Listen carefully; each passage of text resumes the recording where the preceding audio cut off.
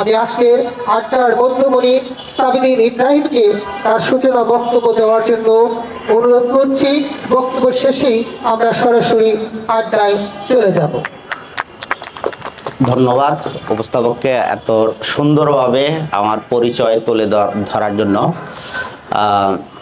আমি আসলে এরকম একক আড্ডায় অভ্যস্ত না, আমি সাধারণত জয়েন্টলি আড্ডা করি আর কি। রাউন্ড, আমাদের বেশিরভাগ আড্ডা রাউন্ড হয়, বসে অথবা দাঁড়িয়ে।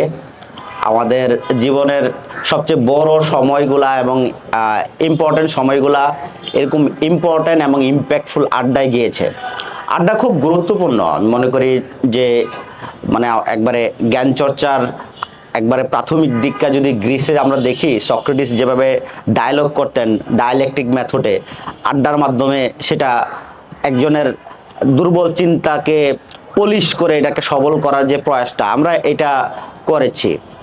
আমরা দীর্ঘদিন ক্যাম্পাসে মূলত এই চিন্তা চর্চা কিভাবে করতে হয়, কিভাবে কোনো একটা বিষয়কে বিভিন্ন পার্সপেক্টিভে দেখতে হয়, এগুলা দেখার চেষ্টা করেছি। সেই প্রক্রিয়ার অংশ হিসেবেই আমরা বাংলাদেশ স্টাডি ফোরাম প্রতিষ্ঠা করেছিলাম। তো বাংলাদেশ স্টাডি ফোরামের লক্ষ্যটা ছিল বাংলাদেশকে সেন্টার করে, আমরা স্লোগান দিয়েছিলাম বাংলাদেশের চোখে বিশ্ব দেখি।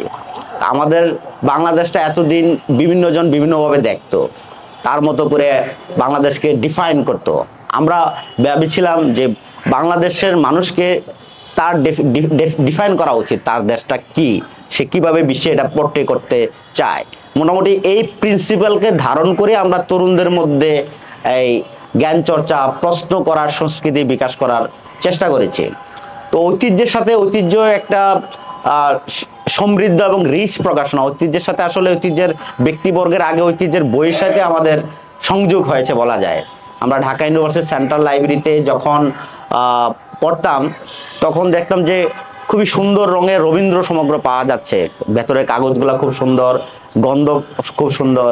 সব মিলিয়ে এডিটর একজন ঢাকা ইউনিভার্সিটির বাংলা বিভাগের একজন প্রথিতযশা অধ্যাপক, সব মিলিয়ে এই রবীন্দ্র সমগ্রের মাধ্যমেই ঐতিহ্যের সাথে পরিচয়। তারপর আস্তে আস্তে আমার আগ্রহ জাগলো যে ঐতিহ্যের পেছনের মানুষগুলা কারা, তাদের সাথে যদি পরিচিত হওয়া যায়। খুব সময় আমরা ফেসবুকে যখন গিয়েছিলাম তখন আরিফুর রহমান নাইম নামে একজনের সাথে পরিচয় হলো ফেসবুকের মাধ্যমে, সরাসরি দেখা সাক্ষাৎ মনে হয় 5-6 বছর পরে হয়েছে। তো দেখা গেছে যে এই সূত্রে এভাবে ওনাদের সাথে কানেক্ট হওয়া। তো ঐতিহ্য প্রকাশক থেকে শুরু করে ঐতিহ্য টিমের মধ্যে যে স্পিরিটটা, এটা আমরা খুব মানে কানেক্ট করতে পারি। আমরা যে স্পিরিটটা লালন করি বাংলাদেশকে নিয়ে, বাংলাদেশপন্থী চিন্তা ভাবনা, চিন্তা চর্চা করা এবং সেই চিন্তা বিকাশ করা, ঐতিহ্যের মধ্যে এটা আছে। এবং ঐতিহ্যের আরেকটা জিনিস খুব, ঐতিহ্যের টিম খুব সাহসী, তার অনেক সময় খুবই রিস্কি অনেক বই বের করেছে। আমরা শারমিন আহমেদের কথা বলতে পারি, এরকম অনেকগুলো গুরুত্বপূর্ণ বই বের করেছে যারা বাংলাদেশের ইতিহাসে খুবই টার্নিং পয়েন্ট ছিল এই বইগুলা। এবং প্রকাশনা সংস্থাকেও অনেক চ্যালেঞ্জের মধ্যে দিয়ে যেতে হয়েছে, আমরা এটা জানি। তো আমরা তাদের এই স্ট্রাগলটাকে অ্যাপ্রিসিয়েট করি। ঐতিহ্য সবসময় খুবই চমৎকার আয়োজন করে এবং ঐতিহ্য আমার মনে হয় যে তরুণ নবীন লেখকদের স্পেস দেওয়ার ক্ষেত্রে খুবই মানে চ্যালেঞ্জ নিতে পছন্দ করে। কয়েকটা এক্সাম্পল আমরা বলতে পারি, যেমন আমাদের এখনকার যে তথ্য উপদেষ্টা মাহফুজ আলম, তো উনি একটা বই লিখছেন ঢাকা বিশ্ববিদ্যালয়ের ইতিহাস নিয়ে। তো উনি 1.5 বছর ধরে প্রকাশকের পিছনে দৌড়াইতেছেন। তা আমার সাথে একবার দেখা হলো, বলো যে ভাই বইটা নিয়ে তো 1.5 বছর ধরে দৌড়াইতেছি, কেউ বের করতেছে না। আমি বললাম যে তুমি 1.5 বছর কেন দৌড়াবে, আমরা তো 6 বছর দৌড়াই ফেলছি। মানে আমারও একটা জার্নি আছে, দেখা গেছে যে প্রথম দিকে কবিতা লিখতাম বা ছোট বিনয়া লিখতাম, তো অনেক প্রকাশকের পিছনে দৌড়াইছি, দেখি যে প্রকাশকরা আমাদেরকে তেমন পাত্তা দিচ্ছে না। তো শেষে একবার দেখা গেল যে ইংরেজি সাহিত্যের ইতিহাস নামে একটা লেকচার দিতেছিলাম, তখন ঐতিহ্যের প্রকাশক মেসেজ দিয়ে বসলো যে আপনার লেকচারে থাকা যাবে কিনা। এই যে ওনার যে হাম্বল অ্যাটিটিউডটা, আমি খুবই ইমপ্রেসড হয়েছি যে আমি একজন ঐতিহ্যের ভক্ত, ঐতিহ্যের ফ্যান, ঐতিহ্য প্রকাশনার, ঐতিহ্য প্রকাশক আমাদের আড্ডায় বা লেকচারে থাকতে চায়। এটা আমার কাছে মনে হয় একটা ওয়েলকামিং একটা জেস্চার ছিল। এর মাধ্যমে বলা যায় 16 সালের দিকে ঐতিহ্যের প্রকাশকের সাথে সরাসরি দেখা সাক্ষাৎ হলো। সেই বন্ডিংটা বলা যায় আমরা প্রায় 1 দশক পার করে ফেলেছি এবং আমার বেশিরভাগ বই ঐতিহ্য থেকে আসছে এই বন্ডিং সম্পর্কের কারণেই, এবং ঐতিহ্য যে নতুনদেরকে পাবলিশ করতে চ্যালেঞ্জ নিতে পারে সেটা। যেমন মাহফুজের বিষয়টা যদি আমরা বলি, তো মাহফুজের বইটা হামরি কোনো কোয়ালিটি ফুল যে বই এরকম বলা যায় না, কিন্তু ঐতিহাসিক প্রেক্ষাপটে ঢাকা বিশ্ববিদ্যালয়ের ইতিহাস গুলা একসাথে তথ্যগুলা বিভিন্ন মাসিক সাপ্তাহিক পত্রিকার তথ্যগুলো একসাথে পাওয়ার ক্ষেত্রে বইটা খুবই গুরুত্বপূর্ণ রিসার্চ ম্যাটেরিয়াল ছিল। সেই জায়গা থেকে আমি মনে করি যে বইটা খুব এদিক দিয়ে খুব গুরুত্বপূর্ণ, যে তথ্য সূত্র হিসেবে, তথ্যর আকর হিসেবে। তো দেখা গেছে যে ঐতিহ্যের প্রকাশক এবং ঐতিহ্য টিম খুবই চ্যালেঞ্জিংলি বইটা পাবলিশ করেছে। এরকম আরও অনেক অনেক নবীন ভালো লেখকদের বইগুলো ঐতিহ্য এভাবে চ্যালেঞ্জ নিয়ে প্রকাশ করে। তো এই জন্য ঐতিহ্যের সাথে আমাদের বন্ডিংটা আসলে মানে কোঅপারেটিভ বলা যায়। আমরাও ঐতিহ্য থেকে অনেক উপকৃত হয়েছি এবং ঐতিহ্যের বই পড়েও আমরা উপকৃত হয়েছি। ঐতিহ্য আমাদের নতুনদেরকে প্ল্যাটফর্ম হিসেবে দেওয়ার ক্ষেত্রেও খুবই মানে সাহসী ভূমিকা পালন করেছে। এখন আমরা যদি বাংলাদেশের প্রকাশনা শিল্পের দিকে তাকাই, আমরা গত করোনা মহামারীর পর থেকে প্রকাশনা সংস্থা খুবই চ্যালেঞ্জের মধ্যে দিয়ে যাচ্ছে। সেই জায়গায় একটা প্রকাশনী দেখলাম যে খুবই রিস্ক নিতেছে, মানে এরকম মার্কেট খুব ডাউন, এর মধ্যেও দেখা গেছে প্রতি বছর বইমেলাতে 200-300 করে বই বের করতেছে। এটা খুবই সাহসী এবং ডেয়ারিং স্টেপস বলা যায় আর কি। তো আমার মনে হয় আমরা আগামীতে নির্বাচনের পর বাংলাদেশে কিছুটা স্থিতিশীল একটা পরিক্রমায় প্রবেশ করবে এবং আমাদের জ্ঞান বিজ্ঞানের চর্চা প্রশ্নহীন জ্ঞান বিজ্ঞান মানে প্রশ্ন করার সংস্কৃতি বিকশিত হবে। এবং আমরা শুধু আমাদের এক সময় আমরা আজ থেকে 1 যুগ বা 2 যুগ আগে বাংলাদেশের মার্কেটটা ছিল মোটামুটি উপন্যাস নির্ভর, তার আগে ছিল কবিতা নির্ভর, কিন্তু এখন আমরা দেখতেছি নন ফিকশন বইয়ের প্রতি আমাদের রিডারদের অভ্যস্ততা তৈরি হয়েছে এবং তারা বিশ্বের সাথে কানেক্টেড, তারা বিশ্বের ভালো ভালো বইগুলো পড়তেছে। এবং বাংলাদেশের বাজারও এখন নন ফিকশন, ইতিহাস, ফিলোসফি, হিস্ট্রি, সায়েন্স এগুলোর বইগুলো কিন্তু ব্যাপক জনপ্রিয় হয়ে উঠছে। তো সামনের দিনগুলোতে আমরা মনে করি এই ট্রেন্ডরা অব্যাহত থাকবে এবং এক্ষেত্রে ঐতিহ্য একটা বিশ্বস্ত প্ল্যাটফর্ম হিসেবে পাঠক এবং রাইটার হিসেবে ভূমিকা পালন করবে। শুরুতে আমি এতটুকু বললাম, আপনাদের সাথে আড্ডা, যেহেতু আড্ডা আসলে আপনাদের সাথে ডায়ালগ হলে আমার মনে হয় খুব জমবে আর কি। আমি শুরুতে এতটুকু বলে ঐতিহ্যকে ধন্যবাদ জানাই এরকম চমৎকার একটা আয়োজন করার জন্য এবং নতুন লেখকদেরকে প্ল্যাটফর্ম দেওয়ার জন্য এবং পাঠকদের জন্য এরকম সুন্দর সুন্দর আয়োজন করার জন্য। আপনাদের সবাইকে ধন্যবাদ। ধন্যবাদ। আমাদের প্রকাশনা সংস্থা সম্পর্কে আপনার যে এত সুন্দর মূল্যায়ন, এত প্রশংসা করলেন আমাদের এজন্য আমরা ঐতিহ্যের পক্ষ থেকে আপনার কাছে কৃতজ্ঞ। আপনার এই প্রশংসা আমাদেরকে অনুপ্রাণিত করলো। আমাদের এখন আমরা সরাসরি একটা প্রশ্ন পর্বে চলে যেতে পারি। আসসালামু আলাইকুম, আমার নাম মোহাম্মদ শাহিদ। ভাই বসে বসে বললে ভালো হয়, নাহলে আমাদের কষ্ট লাগবে। আমি ব্যক্তি সাবিদিন ইব্রাহিমকে জানতে যে দেখি আপনি ইংরেজিতে পড়াশোনা করেছেন। ইংরেজিতে পড়াশোনা করতে যে আপনি দর্শনের প্রতি আগ্রহটা বেশি এবং দর্শন নিয়ে কিছু বইও লিখেছেন, এটা যদি সংক্ষেপে জানেন। আমি আসলে ইংরেজি পড়ার সিদ্ধান্ত নিয়েছিলাম অ্যাডমিশন টেস্টের আগে। 1 মাস আগে আমার প্ল্যান ছিল ল পড়বো না ইংরেজি পড়বো, কিন্তু 1 মাস আগে আমার প্ল্যানটা চেঞ্জ হয়ে যায়। আমার বিশ্ববিদ্যালয়ে চান্স পাওয়া নিয়ে কখনো টেনশন ছিল না যে বিশ্ববিদ্যালয়ে চান্স পাবো না, আমি জানি যে চান্স পাবো এবং সামনের দিকে 100 জনের মধ্যে চান্স পাবো। তাহলে আমি ল পড়বো না ইংরেজি পড়বো। তো কলেজ পর্যন্ত ছিল ল পড়ার একটা প্ল্যান ছিল, কিন্তু 1 মাস আগে আমার মোড চেঞ্জ হয়ে গেছে যে না আমি সাহিত্য পড়বো। মোটামুটি ইংরেজি ভাষায় পুরা বিশ্বের জ্ঞানভাণ্ডার উন্মুক্ত। ইংরেজি ভাষাটা জানলে ইংরেজি ভাষায় মোটামুটি সবগুলা ভাষা সাহিত্যকে পাওয়া যায়। আমার কাছে মনে হলো যে আমি যে ইংরেজি সাহিত্য পড়ি তাহলে আমি পুরো বিশ্ব সাহিত্যের সাথে কানেক্টেড হতে পারবো। তো মোটামুটি এই টার্গেটে ইংরেজি সাহিত্য পড়া শুরু করেছি। কিন্তু ইংরেজি সাহিত্য পড়তে যেয়ে ইউনিভার্সিটি যেহেতু বিভিন্ন আড্ডা পাঠচক্রে কানেক্টেড ছিলাম, তো ওইখানে যে আস্তে আস্তে ফিলোসফির প্রতি আগ্রহ তৈরি হলো, হিস্ট্রির প্রতি আগ্রহ তৈরি হলো, পলিটিক্যাল সায়েন্সের প্রতি, সমাজবিজ্ঞানের প্রতি। আসলে এটা আগ্রহ বিষয় না, বিষয়টা হচ্ছে যে সবগুলা জ্ঞান কিন্তু একসাথে কানেক্টেড। আপনি কোনো একটা বিষয়ে আপনি রাষ্ট্রবিজ্ঞানী হইতে চান, আপনাকে কিন্তু অর্থনীতি জানতে হবে। আপনাকে সমাজবিজ্ঞান জানতে হবে, সাইকোলজি জানতে হবে। তো সবগুলা ডিসিপ্লিন আসলে একে অন্যের সাথে কানেক্টেড। আর ফিলোসফি হচ্ছে মাদার অফ অল ডিসিপ্লিন। আপনি ফিলোসফি যদি আমরা জানি, বুঝি বা বোঝার চেষ্টা করি, তাহলে আমরা সবগুলা ডিসিপ্লিনকেই কিন্তু কানেক্ট করতে পারি। এবং মানে ফিলোসফাররা 2500-3000 বছর ধরে তাদের চিন্তা এখনো মানুষের মনে আলোড়ন সৃষ্টি করতেছে, এটা একটা খুবই সারপ্রাইজ করতো। তারপরে বিভিন্ন যদি ফিলোসফির হিস্ট্রির দিকে তাকাই, খ্রিস্টপূর্ব 500 অব্দে আমরা যদি দেখি গ্রিসের অ্যাথেন্সে অনেক বড় বড় টাওয়ারিং ফিগার জন্ম নিচ্ছেন, আপনার পিথাগোরাস, সক্রেটিস, প্লেটো, এরিস্টটল। একই সময় আমরা চায়নায় দেখি লাওজু, সানজু, কনফুসিয়াস। আবার এদিকে আমরা ভারতবর্ষে দেখি গৌতম বুদ্ধ, মহাবীর। মানে সারা পৃথিবীতে বলা যায় একটা জ্ঞানের একটা বিস্ফোরণ ঘটছিল ওই সময়টাতে।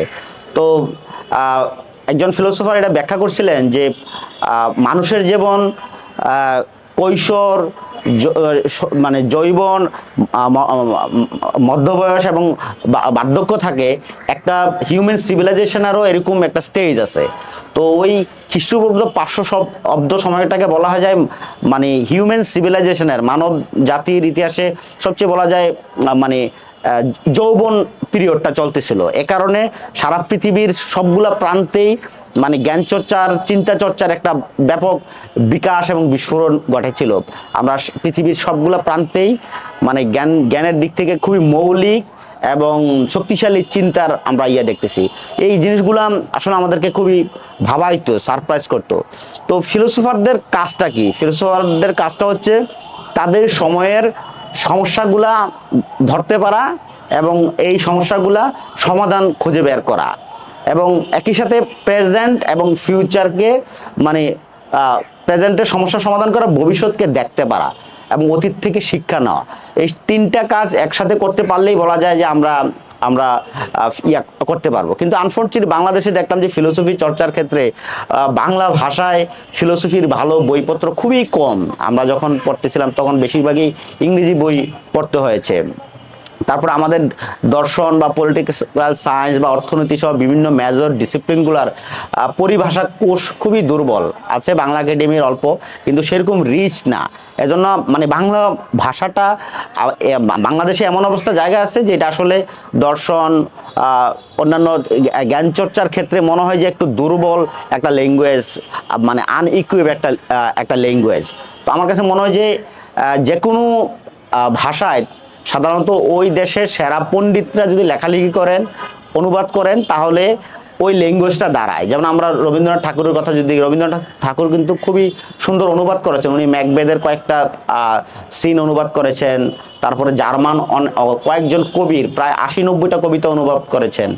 তো দেখা গেছে যে বিদেশেও আমরা যদি দেখি, মানে ইলিয়াড, ওডিসি গ্রিস থেকে ইংরেজি ভাষা অনুবাদ করছে ওই সময়কার সেরা কবি সাহিত্যিকরা। তো দেখা গেছে যে কোনো দেশের সেরা কবি সাহিত্যিক পণ্ডিতরা যদি বিদেশের কোনো একটা টেক্সট থেকে নিজের ভাষায় নিয়ে আসে, তাহলে সেটা রিচ হয়। তো এই একটা ট্রেন্ড সেট করার জন্য যে বাংলাদেশে যাতে মানে বিশ্ব জ্ঞান ভাণ্ডারটা উন্মুক্ত হয় বাংলা ভাষাভাষী লোকদের জন্য, একই সঙ্গে আরও যেন লোকরা দর্শন চর্চা উৎসাহিত হয়, দর্শনের বই অনুবাদে উৎসাহিত হয়, সেটাকে ইন্সপায়ার করার জন্যই মোটামুটি ফিলোসফির কিছু বই অনুবাদ করা। এবং আমি সাধারণত যেই বইগুলো ধরেছি এটা চেষ্টা করেছি এটা যেন ইউনিক হয় এবং যেটা কেউ হাত দেয় নাই। দেখেছে কি বাংলাদেশে এমন একটা ট্রেন্ড আছে, কেউ নোবেল পুরস্কার পাওয়ার পরের বছর একটা বই 100 জন অনুবাদ করে। তো আমি চেষ্টা করেছি যে বইটা খুব কম মানুষ হাত দিবে বা খুব কেউ হাত দেয় নাই এরকম কাজ করা যায়। যেহেতু আমার পক্ষে বেশি কাজ করা সম্ভব না, অল্প কাজ করে যায়, এই জন্য আমি খুব অল্প কাজ করেছি। দেখা গেছে একটা বইয়ের পিছনে আমার দুই বছর সময় গেছে। অনেকে নাকি সপ্তাহে একটা বই অনুবাদ করে, তো আমি পারি না আর কি, অথবা আমার অন্যান্য কাজের ইনভলভমেন্টের কারণে। আমি সাধারণত যে কোনো একটা জিনিসকে অ্যাবজর্ব করে, রপ্ত করে, বোঝাপড়া করে অনুবাদটা করার চেষ্টা করি। এবং আমার ওই সংখ্যার দিকে এত ফোকাস নাই যে আমার 100টা 200টা বই লাগবে। আমি কোয়ালিটির দিকে চেষ্টা করেছি। জানি না কোয়ালিটি কেমন এনশিওর করতে পেরেছি, পাঠক হয়তো বা বলতে পারবে আর কি। ধন্যবাদ সুন্দর প্রশ্ন করার জন্য। আমরা চমৎকার উত্তর পেলাম, বেশ বিস্তৃত উত্তর। আমরা আরেকটি প্রশ্নের দিকে চলে যাচ্ছি। আমার প্রশ্নটি হচ্ছে, আপনি পড়াশোনা করেছেন ঢাকা বিশ্ববিদ্যালয়ে ইংরেজি ডিপার্টমেন্টে, পেশায় একজন সাংবাদিক। এর বাইরে আপনি যেই কাজটির সাথে যুক্ত, বিশেষ করে জুলাই গণ অভ্যুত্থানে যারা নেতৃত্ব দিয়েছে সেই সব তরুণদের একটা বড় অংশ আপনার সাথে কানেক্টেড চিন্তার দিক থেকে। এবং ঢাকা বিশ্ববিদ্যালয় কেন্দ্রিক যে ইন্টেলেকচুয়াল জার্নি, বিশেষ করে পাঠচক্র তৈরি করে তরুণদের সাথে নতুন দিনের রাজনীতি, সমাজ পরিবর্তন, রাষ্ট্র সমাজ, এগুলো নিয়ে যে আলোচনা, এই আগ্রহটা, আপনি পেশায় সাংবাদিক, অনুবাদের সাথে জড়িত, কিন্তু ওই চিন্তাটা আপনার ভিতরে মানে কিভাবে সৃষ্টি হয়েছে? ধন্যবাদ। অনেক চমৎকার, অনেক অনেক চমৎকার প্রশ্ন করেছেন ছাত্রনেতা নিজামুদ্দিন। আসলে আমরা যখন ঢাকা বিশ্ববিদ্যালয় নিয়ে কল্পনা করতাম, ঢাকা বিশ্ববিদ্যালয়ের পরিচয় ছিল আমাদের স্কুলের যে বিভিন্ন টেক্সট বইয়ে আমরা দেখতাম যে বড় বড় লেখকদের হয় শিক্ষকতা করছেন ওখানে, অথবা ওখানে পড়াশোনা করেছেন। তো আমার কাছে মনে হচ্ছে ঢাকা ইউনিভার্সিটি মনে বাংলাদেশের সবচেয়ে বড় বিশ্ববিদ্যালয় বা ইম্পর্টেন্ট একটা জ্ঞানকেন্দ্র। কিন্তু বিশ্ববিদ্যালয়ে আসার পরে আমাদের যে স্বপ্ন ছিল, বিশ্ববিদ্যালয় মনে হয় যে বলে যে বিশ্ববিদ্যালয়ে বারান্দায় জ্ঞান ঘুরে বেড়ায় বা অনেক কিছু ঘুরে বেড়ায়। আমার কাছে বিশ্ববিদ্যালয়ের চিন্তা ছিল বিশ্ববিদ্যালয় মনে হয় বিভিন্ন বিষয় নিয়ে নিয়মিত বিভিন্ন লেকচার হয়, ক্রস কালচারাল, ক্রস একাডেমিক, মানে ইন্টারডিসিপ্লিনারি বিভিন্ন আড্ডা হয়, এরকম মনে হয়। তো আমরা যখন ইউনিভার্সিটিতে আসছি আইসা সেটা কিছুটা কম পাইলাম, যে এখানে আসলে উন্মুক্ত জ্ঞান চর্চা বা ইন্টারডিসিপ্লিনারি বিভিন্ন স্টাডি সেটা খুবই একটু কম মনে হচ্ছে। তো এই জ্ঞান তৃষ্ণার অংশ হিসেবে বিদ্যমান বিভিন্ন আমরা ক্লাবগুলোতে গেলাম, সাপোজ বিতর্ক ক্লাবগুলোতে দেখলাম যে এখানে শব্দ এবং মানে অল্প তথ্য দিয়ে যুক্তিতে জেতার একটা প্রয়াস থাকে। আমার কাছে এটা বেশি আগ্রহ, আমি বেশি অ্যাট্রাকটিভ ফিল করি নাই যে বিতর্ক বা এটা দিয়ে। আমার কাছে মনে হচ্ছে যে এখানে ইনফরমেশান, নলেজ, উইজডম খুব কম ওই জায়গাগুলোতে। শুধু তর্কে জেতার একটা খাস, একটা জিনিসকে বিভিন্ন পার্সপেক্টিভে যে দেখার কথা ছিল, মানে আমরা জ্ঞান চর্চার অংশ হিসেবে, সেটা আমরা খুবই কম পাইছিলাম বিভিন্ন প্ল্যাটফর্মগুলোতে। সেই জায়গা থেকে আমরা এইরকম জ্ঞানতাত্ত্বিক প্ল্যাটফর্ম গড়ার একটা আগ্রহ তৈরি হয় নিজেদেরকে ডেভেলপ করার জন্য। প্রথমত হচ্ছে যে আসলে একা আমরা জ্ঞান চর্চা করতে পারি না, আমাদেরকে আসলে অনেকের হেল্প লাগে। আপনারা জানেন কি না 1750 থেকে 70 বা 80 এই টাইমটাতে যখন ইংল্যান্ড অর্ধেক পৃথিবী প্রায় তাদের নিয়ন্ত্রণে, তখন লন্ডনে একটা প্রতিষ্ঠান ছিল, নাম ছিল দি ক্লাব। এটার মেইন পুরুষ ছিল স্যার স্যামুয়েল জনসন। এটার মেম্বার ছিল সর্বোচ্চ 10 জন। মেম্বারদের কয়েকজনের নাম বলি, তাহলে আপনারা সবাই চিনবেন। স্যার স্যামুয়েল জনসন এটার মেইন অর্গানাইজার। এটারতে আছেন অর্থনীতিবিদ অ্যাডাম স্মিথ, ঐতিহাসিক স্যার এডওয়ার্ড গিবন, রাজনীতিবিদ আছেন এডমান্ড বার্ক, সবচেয়ে ইয়াংগেস্ট একজন মনে হয় জেমস বজওয়েল। তো ওই সময়ের সেরা পেইন্টার, সেরা রাষ্ট্রবিজ্ঞানী, সেরা অর্থনীতিবিদ, সেরা ঐতিহাসিক, তারা এই ক্লাবে প্রতি সোমবার লন্ডনের একটা ক্যাফেতে মিলিত হতেন। তো মানে বলা যায় ব্রিটিশ জ্ঞান চর্চার ইতিহাসে ওই গ্রুপটা খুবই পাওয়ারফুল রোল প্লে করেছে। মানে সাহিত্যে স্যার স্যামুয়েল জনসন খুবই গুরুত্বপূর্ণ ভূমিকা পালন করেছেন। শেক্সপিয়ারকে নতুন এডিশনে প্রকাশ করেছেন। তারপরে তার অতীতের সব কবি সাহিত্যিকদের নিয়ে খুবই দুর্দান্ত সাহিত্য সমালোচনার সেরা একজন সাহিত্য সমালোচক বলা যায় স্যার স্যামুয়েল জনসনকে। তারপরে এডমান্ড বার্ক তো একজন পাওয়ারফুল পলিটিশিয়ান, পলিটিক্যাল বক্তা এবং লেখকও। তারপরে অ্যাডাম স্মিথ আধুনিক অর্থনীতির জনক। এডওয়ার্ড গিবন এই যে decline and fall of Roman Empire মতো একটা বড় ঐতিহাসিক গ্রন্থ লিখে ইতিহাস শাস্ত্রে খুবই মানে আলোচনা সৃষ্টি করেছিলেন। তো বলা যায় ব্রিটেন যখন সারা পৃথিবীকে নেতৃত্ব দিচ্ছিল, অর্ধেক পৃথিবীকে নেতৃত্ব, তখন তাদের জ্ঞান চর্চার ক্যানভাসটা নেতৃত্ব দিচ্ছিলেন এই দি ক্লাবের এই অল্প কিছুজন মানুষ। সো মানে ইন্টেলেকচুয়াল এবং বুদ্ধিবৃত্তিক চর্চা খুবই গুরুত্বপূর্ণ একটা জাতির মনন মনীষা গড়ে তোলার ক্ষেত্রে। তো আমাদের এখানে ছোট ছোট বিভিন্ন উদ্যোগ আছে, শিক্ষাগোষ্ঠী আসছিল, কিন্তু দেখা গেছে যে 2-4 বছরের মধ্যে নাই হয়ে গেল। সেই জায়গায় আমাদের কাছে মনে হয় বাংলাদেশে ইনস্টিটিউশন বিল্ডিংটা খুবই পুয়ার, আমরা দীর্ঘস্থায়ী ইনস্টিটিউশন করতে পারি না। এই জায়গায় আমরা মনে করি চ্যালেঞ্জ, আমরা যদি একটা দীর্ঘস্থায়িত্ব নিয়ে কাজ করতে পারি তাহলে মনে হয় আমরা বাংলাদেশে খুব গুরুত্বপূর্ণ ভূমিকা পালন করতে পারবো। আমরা যদি আমেরিকার কথা চিন্তা করি, 1726 সালের দিকে দ্য আমেরিকান ফিলোসফিক্যাল সোসাইটি নামে একটা প্রতিষ্ঠান গড়ে উঠেছিল, যেটার মেম্বার ছিল বেঞ্জামিন ফ্রাঙ্কলিন, তারপরে জর্জ ওয়াশিংটন সহ মানে আমেরিকার যত ফাউন্ডিং ফাদার আছে তারা সবাই এই দ্য আমেরিকান ফিলোসফিক্যাল সোসাইটির সভ্য ছিলেন। মানে এটা এখনও ফাংশন করতেছে 1726 সালে দিকে প্রতিষ্ঠিত হওয়ার পরেও। যে মানে আপনি বিশ্বকে নেতৃত্ব হলে জ্ঞানের নেতৃত্ব লাগবে। তো আমার কাছে মনে হয় বাংলাদেশ জিওপলিটিক্যালি খুবই গুরুত্বপূর্ণ একটা জায়গা লোকেট করতেছে। আমরা যদি রিজিওনাল এবং গ্লোবাল লিডার হইতে হয়, আমাদেরকে আসলে জ্ঞানের নেতৃত্ব অর্জন করতে হবে। আমার বলা যায় গ্র্যান্ড ভিশন যদি বলেন নিজাম ভাই, তো বাংলাদেশকে সেন্টার করে, বাংলাদেশকে রিজিওনাল এবং গ্লোবাল একটা সেন্টার করার একটা ভিশন থেকে আমরা আসলে মোটামুটি জ্ঞান চর্চা করতেছি। শুধু শৌখিন বই পাঠ মানে এতগুলা বই পড়লাম বিষয়টা এমন না। আমরা যে বাংলাদেশ এবং আমাদের সময়ে যেন আমরা গুরুত্বপূর্ণ হয়ে উঠতে পারি, বাংলাদেশটা যেন গুরুত্বপূর্ণ, আমরা বলতে আমাদের সিটিজেনদেরকে বোঝাচ্ছি। আসলে একটা জেনারেশন যদি শক্তিশালী হয়ে ওঠে, একটা জেনারেশনেই একটা দেশকে পাল্টা দিতে পারে। আপনার 10 বছর আমরা সিঙ্গাপুরের এক্সাম্পল জানি, আপনার 45-47-এর দিকে মালয়েশিয়া তাদেরকে নিতে চায় নাই। আমি একটা প্রেস কনফারেন্স দেখলাম সিঙ্গাপুরের প্রতিষ্ঠাতা প্রধানমন্ত্রী লি কুয়ান হের 60 বা 63 সালের দিকে। তো উনি সাংবাদিক সম্মেলন এরকম সাংবাদিকদের সামনে বসে আছেন, উনি একটু পরে কান্না শুরু করেছেন, কথা বলতে পারতেছেন না, আমি একটু ব্রেক নিয়ে 5 মিনিট পরে কথা বলবো। মানে সিঙ্গাপুর তাদেরকে রিজেক্ট করছে, মালয়েশিয়া তাদেরকে রিজেক্ট করছে, সিঙ্গাপুরকে তাদেরকে নিবে না, কারণ এরা জেলেদের একটা দেশ, গরিব দেশ। মালয়েশিয়া এরকম আর একটা বার্ডেন টেরিটরি নিবে না। অথচ সিঙ্গাপুর আজকে কোন জায়গায় গিয়েছে? মানে 1-2টা জেনারেশন যদি হার্ডওয়ার্ক করে, সব দিক দিয়ে রোল প্লে করে, প্রত্যেকটা জায়গায় ভূমিকা পালন করতে হবে, একটা দিক দিয়ে হবে না। প্রত্যেকটা জায়গায় রোল প্লে করে একটা দেশ, একটা জাতি দাঁড়ায় ফেলতে পারে। আমার মনে হয় বাংলাদেশ যে ডেমোগ্রাফিক ডিভিডেন্ডের আমরা কথা বলতেছি, আমাদের প্রায় 8 থেকে 8.5 কোটি জনসংখ্যার বয়স হচ্ছে, এভারেজ বয়স হচ্ছে 26। সো এটা আমরা খুবই ডেমোগ্রাফিক ডিভিডেন্ডের দিক থেকে খুবই একটা প্রাইম টাইমে আছি।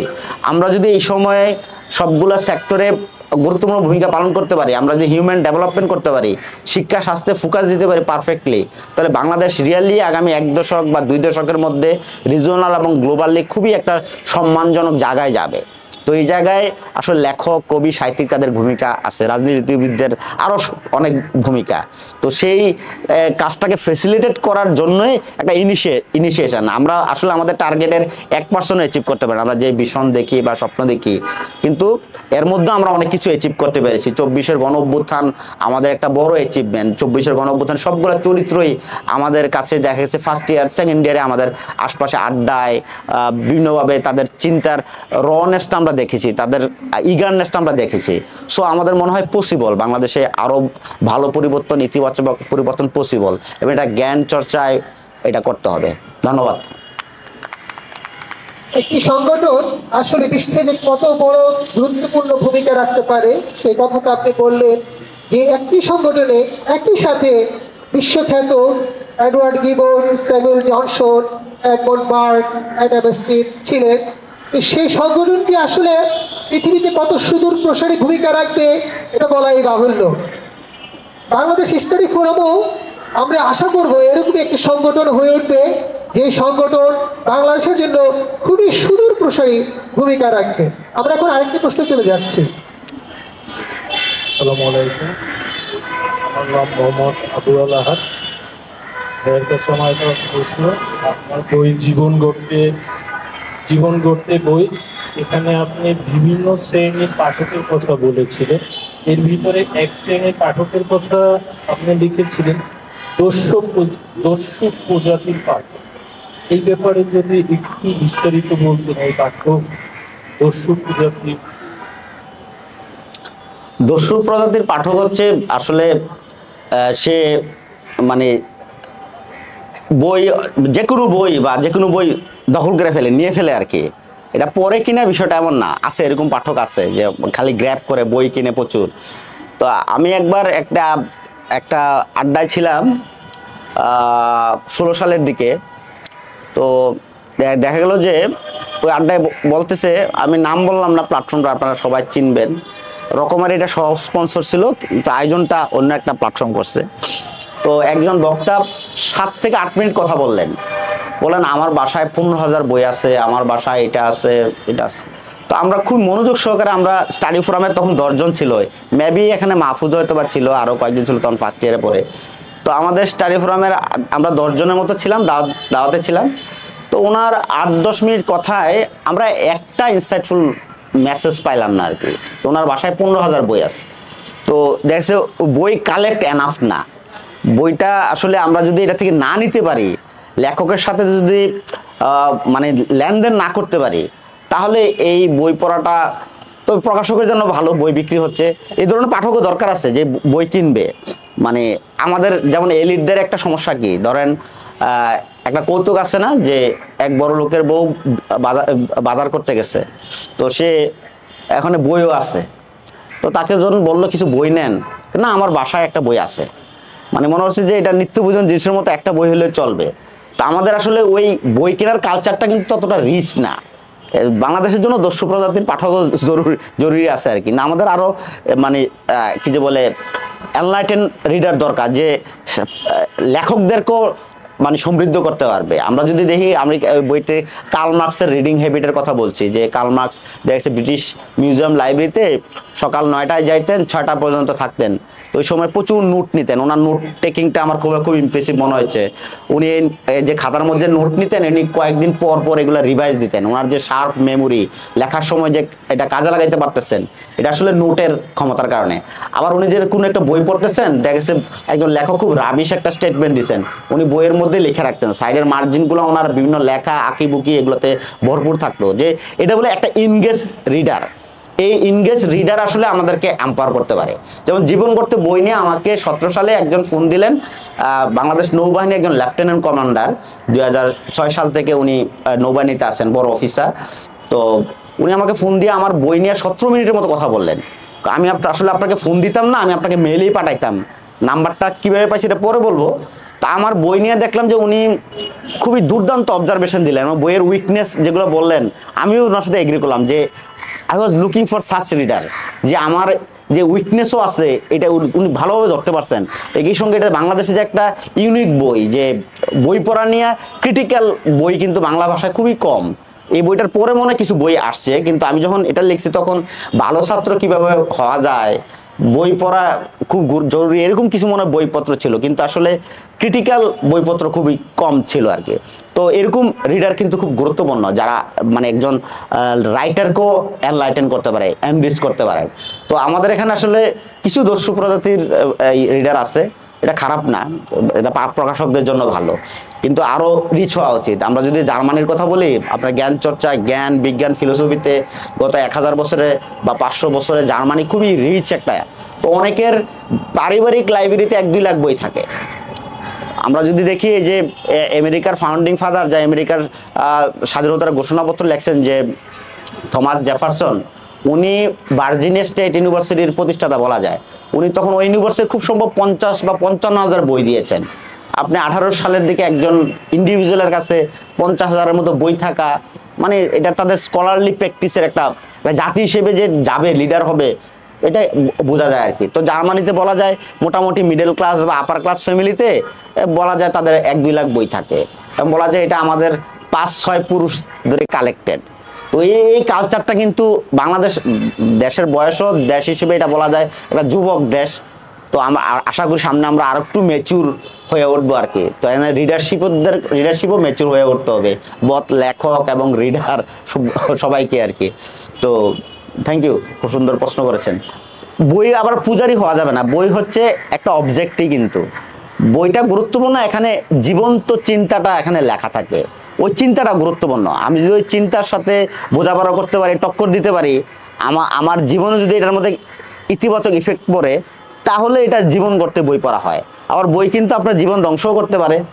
দেশও ধ্বংস করতে পারে। আপনার অনেক মাইন্ড ক্যাম্প আছে অ্যাডওয়ার্ড কি বলে হিটলারের, তো এরকম অনেক বই আছে যেগুলা আবার কি যে বলে the Soros of Arthur, William Arthur নামে গ্যাটের একটা বই আছে, যে এখানে সে ইয়াং আর্থার নামে একটা চরিত্রের দুঃখের বর্ণনা দিচ্ছেন।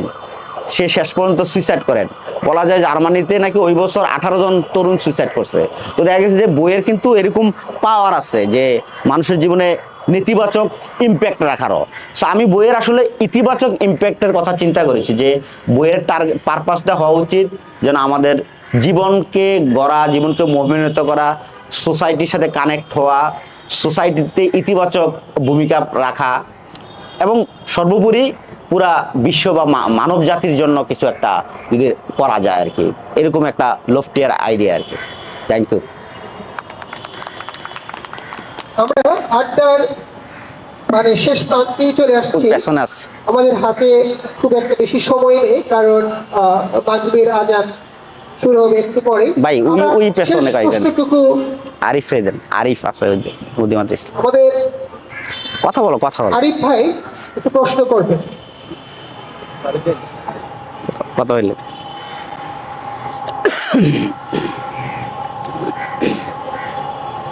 এই নেসার ভাই আছে, শেষ প্রশ্নে চলে যাচ্ছি। নেসার ভাই আছে। প্রশ্নটি হচ্ছে, সাহিত্যের পড়ার সময়ে আপনি সাংবাদিকতা নাকি অনুবাদকে অধিকতর গুরুত্ব দেন কিংবা স্বাচ্ছন্দ্য বোধ করেন? ভাই অনেক কড়া প্রশ্ন করে ফেলছে। আমার আসলে জীবনের এক স্টেজে এক একটা মঞ্জিল সেট করা ছিল আর কি। ধরেন যখন ক্যাম্পাসে স্টুডেন্ট অবস্থায় পড়াশোনা করতেছি, তখন মনে হয়েছিল লেখালেখি করে জীবন পার করে দেওয়া যাবে, বা হয়তো বা লেখক হব, কবি হব, সাহিত্যিক হব। তো পরে দেখলাম যে আসলে রিয়াল ফিল্ডটা কি আছে, ওই ফিল্ডের চ্যালেঞ্জটা যখন ফেস করতে, তখন মনে হলো যে আমার জন্য হয়তো বা দুইটা পেশা আছে, শিক্ষকতা যাওয়া যায় অথবা সাংবাদিকতা যাওয়া যায়। তো আমার কাছে মনে হলো সাংবাদিকতা একটু ফ্রিডম মনে আমার জন্য বেশি হবে, সেই জায়গা থেকে সাংবাদিকতায় গিয়েছে। তো এটা আসলে জীবিকা, বলা যায় জীবিকা। আর সাংবাদিকতা একটু পলিটিক্যাল, সোশ্যাল বা ইকোনমিক সেক্টরগুলোতে কিছু রোল প্লে করা যায়। এখন আমি আবার ওই জায়গাতে একটু বেশি ইনভলভ হয়ে গেছি, সেই জায়গাতে আমি বলা যায় সাহিত্য থেকে একটু মনে হয় একটু দূরে আছে, কিন্তু আমি সাহিত্যকে মিস করতেছি। সাহিত্য জগতে থাকতে পারলে খুব ভালো হবে আর কি। আর অনুবাদটা আসলে আমি ওই পেশা হিসেবে করি না, অনুবাদটা অনেকটা প্যাশন থেকে বা প্রয়োজন থেকে, যে এই বইটা খুবই আমার কাছে খুব ভালো লাগছে, এই বইটা কেউ করে নাই, বা এই বইটা করলে মনে ভালো হয় বাংলা ভাষায়। তো সেই জায়গা থেকেই করি আর কি, একবারে যে রেগুলার করি বিষয়টা এমন না আর কি। তো এখন সামনের দিনগুলোতে হয়তো বা আরো চেঞ্জ হবে আর কি, পার্সপেক্টিভ, চিন্তা, ডিসিশন। থ্যাংক ইউ, অনেক সুন্দর প্রশ্ন করছেন।